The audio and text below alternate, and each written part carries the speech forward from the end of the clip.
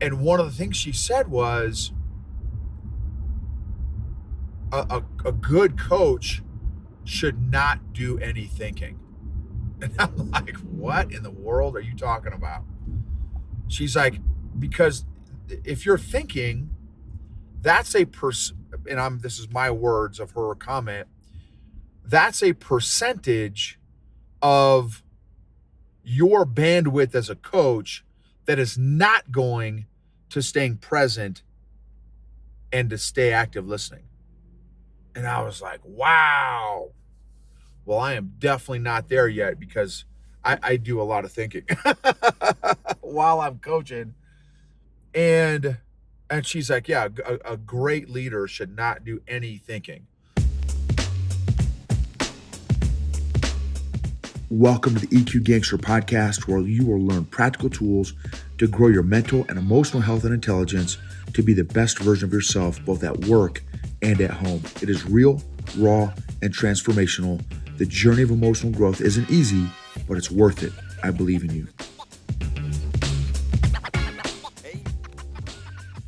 EQ Gangster. So, couple neat things today. One, I was able to interview a massive coach, subject matter expert named Marion Franklin, who wrote a book called The Heart of Laser Focused Coaching.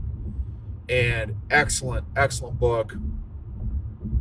Excellent book. I've listened about 3/4 of it on audio, but I want to go back through and read it, like read the physical book. For me, it's just an easier way, more effective way for me to learn and capture the lessons. It's fire. A lot of really great concepts.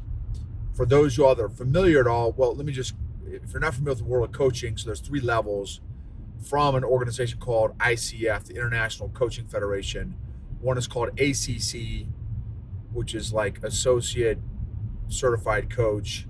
And then there's PCC, Professional Certified Coach. And then there's something called MCC, Master Certified Coach.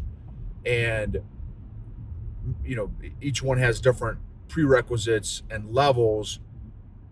And there are a couple of things that there's a number of things they track, but the 2 most important ones are how many training hours do you have? How many coaching training hours do you have where you've been learning about coaching? And then the other one is how many hours of coaching do you have? And then also, I think she had mentioned how many clients you have had. And so to give you perspective, she got her master certified coaching certification in 2006 with 625 coaching training hours and like over 2,500 clients, and which however many hours that led to. Anyway, she crushed it, and that was 2006. So, so that was a long time ago. And for me, I love talking to people that are masters in their field, in their craft. And, she probably has 20, 30,000 hours of coaching. And then also she probably has 10, 20,000 hours of coaching coaches and training coaches. So she has got just an amazing story.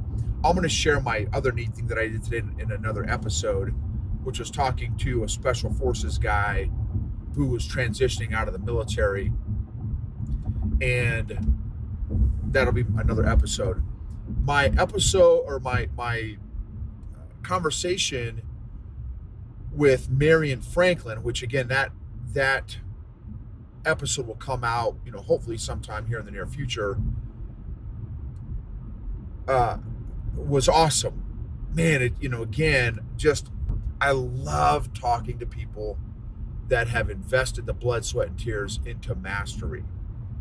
There's just nuances that you can get from somebody that has pursued mastery that you just can't from somewhere else. Here's another example. I just went to North Carolina this past weekend, one of my closest friends' daughter got married, and so she invited us to the wedding. We knew her when she was a little teeny kid, and she actually married a special forces guy also, which is kind of interesting. But anyway, super neat dude, super great guy. While I was in North Carolina, I went to the gym, my OG gym, where this whole jiu-jitsu journey started, in Team Rock, Fayetteville, North Carolina. And a number of the instructors, my instructors when I first started 7 years ago, were from 3rd Special Forces Group, and one of the main instructors there, I got to see, well, two of the main instructors I got to see again. There were 2 of the 5 or 6 were still there instructing. One is a guy named Jerry, super dude, just a great guy. And then another guy is a guy named Quast, who, he's been doing combatives, fighting for, 25 years, maybe 30 years. And he's just a phenomenal instructor. And the other thing that was super fascinating about going back to Quast class at Team Rock in Fayetteville, after, again, I started 7 years ago, were the nuances. So a couple things. His observation of his own instruction. So he would, kind of demonstrate the move with another super lady. She was another one of my coaches when I first started also. She was there, and she's awesome. She's a brown belt now. But anyway, so Coach Professor Quast would show the move, demonstrate the move with Coach Sin, and he demonstrated a few times, and then we would go execute it with our drilling partners for a couple times, and almost, so he'd watch a handful of people do it and then stop the class and say, okay guys, I'm seeing a trend here, let me show this again, because you guys are, you're missing it, or maybe it was how I communicated it, but you can't forget this particular detail. And then he would demonstrate the detail. And his, so again, I would argue that he's another master at his craft. He's been, again, fighting, grappling, mixed martial arts, jiu-jitsu on some form or fashion for the past 25, 30 years. And the nuances that he would share, these little details that he would share, that can only come from lots of experience. And, and rolling with hundreds and hundreds and hundreds of different people, big people, small people, little people, skinny people, fat people, strong people, slow people, fast people, young people, old people, from a body of training partners, and it's just fascinating. So as a 7 years in my journey, how good of a learner am I in my various crafts? And I would say jiu-jitsu is one that I want to continue to learn and grow in, just because there's so much to, I don't know that you could ever kind of master jiu-jitsu. I mean, maybe, I guess, the old school guys, 30 years, 40 years into it. But they're still learning. That's the other thing I appreciate about Quast is he's like, oh man, I've been trying to figure out how to combat this particular position, and I finally figured it out just last month or something like that. I'm like, wow, just even that comment, that dude is still learning. Here he is. He's been a black belt in jiu-jitsu for, I don't know how long he's been a black belt. I have no idea. 10 years, probably 10 years now. I have no idea. And and he's still learning. And then talking to Marion, man, it was fascinating hearing some of her insights from tens of thousands of hours of coaching leaders and coaching coaches who coach leaders. One massive one was